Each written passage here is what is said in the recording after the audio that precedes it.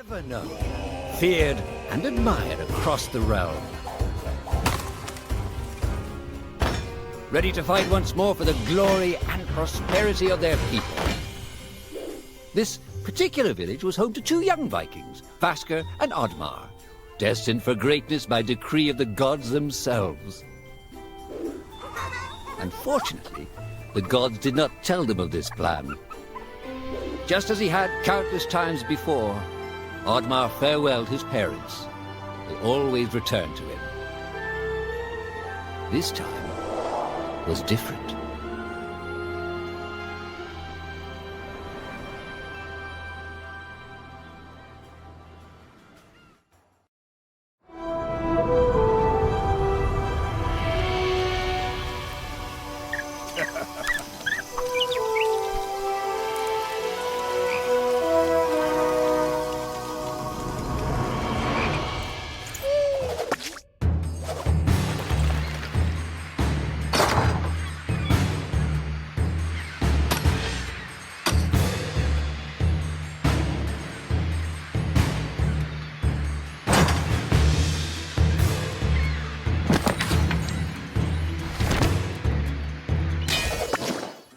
Years passed, and the Viking warriors continued on their pillaging voyages and grew ever richer.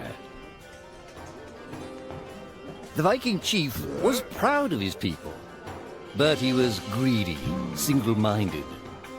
He wished to expand his village, regardless of the consequences. The chief despised Oddmar. He'd never fought for his village and survived off their scraps. But the chief would tolerate this behavior no longer. Oddmar would have to single-handedly loot the forest, burn it to the ground so their village may prosper. And if he refused, he would face the same fate as his old friend Vasker. After being ridiculed by his village, Oddmar ran home to his hut.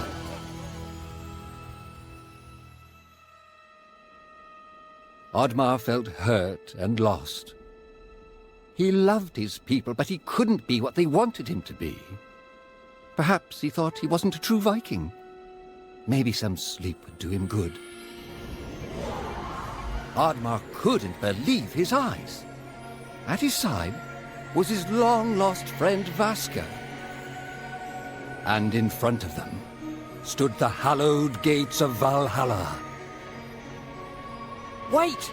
cried Oddmar, as his old friend stepped into the light. In front of Oddmar appeared a strange apparition, a forest fairy. She condemned Oddmar's selfish ways and his squandered potential. He had let down those closest to him. He did not deserve a place in Valhalla. But she offered him a deal, a great power. If used correctly, perhaps he could earn his place in Valhalla, but at a price. Oddmar woke up with excitement. What a strange dream. It felt so real. And how did this pouch get here? Was this what he saw in his dream? He looked inside the bag. A mushroom?